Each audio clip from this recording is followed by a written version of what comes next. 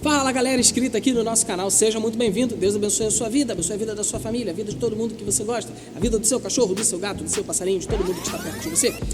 Que bom que você está aqui e não se esqueça, antes de mais nada, de curtir esse vídeo, de compartilhar este link maravilhoso para as pessoas que são da sua lista de transmissão no YouTube, no WhatsApp, para os seus amigos, para a sua família, para a sua igreja, para todo mundo. Compartilhe o vídeo, se inscreva no canal, ative o sininho das notificações para você ficar ligadinho em tudo aquilo que a gente estiver produzindo, tá bom?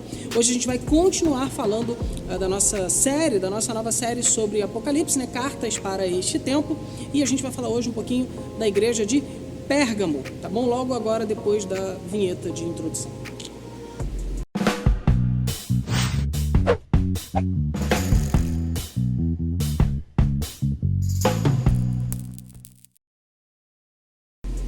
Bom, igreja de Pérgamo. Falar sobre a igreja de Pérgamo é uma tarefa muito pertinente para esse tempo, para esses dias, uma vez que a igreja de Pérgamo, a mensagem da igreja de Pérgamo é uma mensagem muito própria para a nossa realidade. E eu gostaria que você abrisse a sua Bíblia no livro de Apocalipse, no capítulo 2, onde nós leremos a partir do versículo 12. E assim diz a palavra de Deus: ao anjo da igreja em Pérgamo escreve: estas coisas diz aquele que tem a espada afiada de 2 gumes. Conheço o lugar em que habitas, onde está o trono de Satanás, e que conservas o meu nome, e não negaste a minha fé. Ainda nos dias de Antipas, minha testemunha, meu fiel, o qual foi morto entre vós, onde Satanás habita. Tenho, todavia, contra ti algumas coisas, pois que tens aí os que sustentam a doutrina de Balaão, o qual ensinava a Balaque a armar ciladas diante dos filhos de Israel, para comerem coisas sacrificadas aos ídolos e praticarem a prostituição. Outro assim, também tu tens os que da mesma forma sustentam a doutrina dos nicolaítas. Portanto, arrepende-te, senão venho a ti sem demora, e contra eles pelejarei com a espada da minha boca. Quem tem ouvidos, ouça o que o Espírito diz às igrejas. Ao vencedor dar-lhe-ei do maná escondido, bem como lhe darei uma pedrinha branca, e sobre essa pedrinha escrito um nome novo, o qual ninguém conhece, exceto aquele que o recebe. Bom, esse é o texto relativo à igreja de Pérgamo, e é um texto que traz para a gente algumas lições muito importantes. Primeiro, o texto começa dizendo: este diz aquele que tem na sua boca a espada de 2 gumes. Então, Cristo fala da espada de 2 gumes, e você deve lembrar dessa outra referência do Novo Testamento, de que a palavra de Deus é como uma espada de 2 gumes, afiada ao ponto de fazer a divisão entre alma e espírito, entre juntas e medulas, ou seja, a referência aqui, o problema aqui, é um problema de origem doutrinário. Porque Cristo está falando, especificamente, enaltecendo essa característica dele ter a palavra de Deus saindo da sua boca. E essa palavra é a espada de 2 gumes que divide as nossas vidas, e que divide aquilo que é certo e aquilo que é errado. Isso se torna muito importante para nós nesses dias, porque a igreja hoje vive um problema exatamente assim. A gente não sabe muito bem o que é certo e o que é errado, porque as pessoas pregam todo tipo de coisa. E parece que o grande problema da igreja de Pérgamo era um problema semelhante a nós nesse tempo, porque eles também tinham dificuldade de discernir ou de compreender e de, inclusive, combater aqueles que pregavam coisas erradas, aqueles que pregavam as heresias, daqueles que, de fato, pregavam o evangelho. E aí o texto vai dizer: conheço o lugar em que habitas, onde está o trono de Satanás, e que conservas o meu nome e não negaste a minha fé. A igreja de Pérgamo era uma igreja que habitava no lugar onde, segundo Cristo, estava o trono de Satanás. É importante a gente lembrar que a igreja de Pérgamo, obviamente, se localizava na cidade de Pérgamo, e essa cidade significa, o nome da cidade, né, Pérgamo, significa casado, significa unido.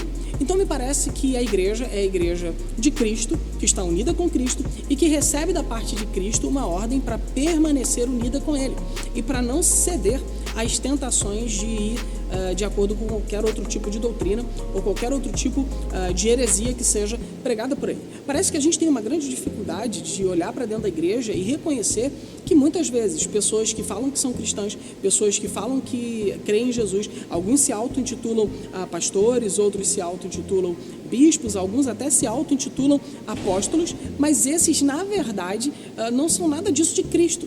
Apenas servem a si mesmo, profetizando uma série de mentiras, pregando uma série de impropérios e de heresias, e a gente às vezes vai tolerando esse tipo de coisa.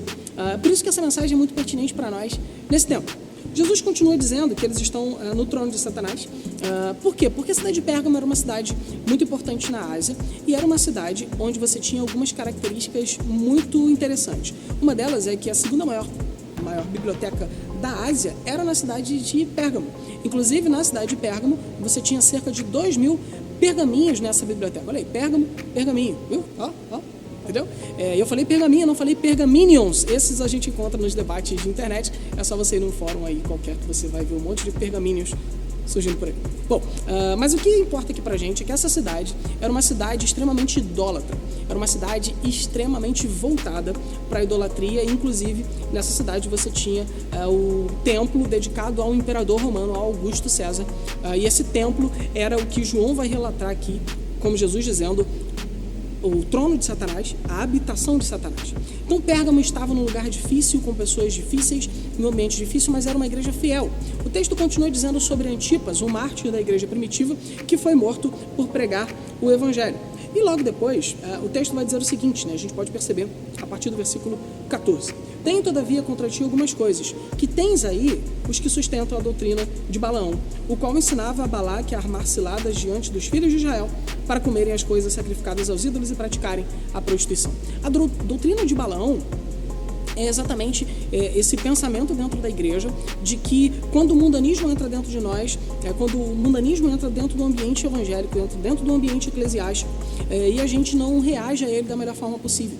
É a mesma técnica que Balaque, na verdade, Balaão ensina a Balaque para que ele possa iludir o povo de Israel. Você pode ver isso lá no Pentateuco. Possa iludir o povo de Israel e assim trazer sobre o povo de Israel a maldição, porque o povo de Israel pecava, porque lhe foi ensinado que não haveria problema se eles mantivessem algumas práticas, alguns pecadinhos de estimação, e isso fizesse com que eles satisfizessem os seus desejos, mas por outro lado fingissem servir ao Senhor, esse tipo de coisa. O problema é que isso estava em Pérgamo e isso está também nas nossas igrejas, e a gente precisa estar atento para isso. O livro continua dizendo para nós, especialmente em relação a essa igreja, depois de um tempo, que a igreja de Pérgamo tem também tolerado a doutrina dos nicolaítas. E quem eram os nicolaítas? Os nicolaítas eram aqueles que diziam que quanto mais a gente pecasse, mais da graça a gente aproveitaria. Então, na verdade, é o seguinte, você pode pecar à vontade, você pode fazer o que você quiser, viva do jeito que você quiser, porque quanto mais você pecar, mais perdão Deus vai derramar sobre você, porque Deus é uma bênção e tal e tudo mais. E infelizmente esse é o tipo de discurso que a gente vê em muitas igrejas. É uma perspectiva hedonista e Cristo está combatendo isso também na igreja de Pérgamo, e nós devemos combater para esse tempo. O texto termina, e nós terminamos também a nossa reflexão, quando ele vai dizer que ao vencedor ele dará o maná escondido, ou o maná secreto, e ao vencedor ele também lhe daria uma pedrinha com o nome, uma pedrinha branca com o nome escrito, nome novo, que apenas ele sabia. O que isso mostra para nós? É que tanto o maná quanto a pedrinha, eles identificam algo relacionado à palavra. O que Cristo ensina para a igreja de Pérgamo é que eles precisavam manter-se fiéis à palavra, independente do preço, independente do custo, porque senão ele viria e combateria eles com a palavra que sai da sua boca. Isso ensina para nós que a heresia se combate com a Bíblia. Isso ensina para nós que a heresia se combate com a palavra. Então é essa palavra que vai nos dar o maná escondido, e quando nós percebemos a referência de maná, a gente vai entender que esse maná é o alimento que nós precisamos, e não só o alimento físico, mas principalmente o alimento espiritual. Jesus vai dizer que nem só de pão viverá o homem, mas de toda palavra que vem do Senhor, né? E o próprio Cristo vai dizer que Ele é o pão vivo que desce do céu, ou seja, Ele é a palavra que nos alimenta. Quando nós somos fiéis ao Senhor, Ele dará a nós o maná. Quando nós somos fiéis à palavra do Senhor, Ele nos dará uma pedrinha branca com o nosso novo nome. O que isso significa? Que quando nós somos fiéis ao Senhor e à sua palavra, Cristo nos dá uma nova identidade, que nós só descobrimos ao termos relacionamento com Ele através da palavra representada pelo próprio Cristo. Que a igreja de Pérgamo possa ensinar a você nessa oportunidade, que a igreja de Pérgamo continue sendo uma lição para as nossas vidas, e que nós sejamos fiéis à palavra, combatendo as heresias e sabendo que ao vencedor Ele nos dará o alimento que precisamos e a nossa nova identidade em Cristo. Que Deus abençoe profundamente a sua vida. Não se esqueça de curtir esse vídeo, de compartilhá-lo nas suas redes sociais para as pessoas que você conhece e de inscrever-se ativando o sininho das notificações para você ficar ligadinho em tudo aquilo que a gente produz. Até o próximo vídeo. Tchau!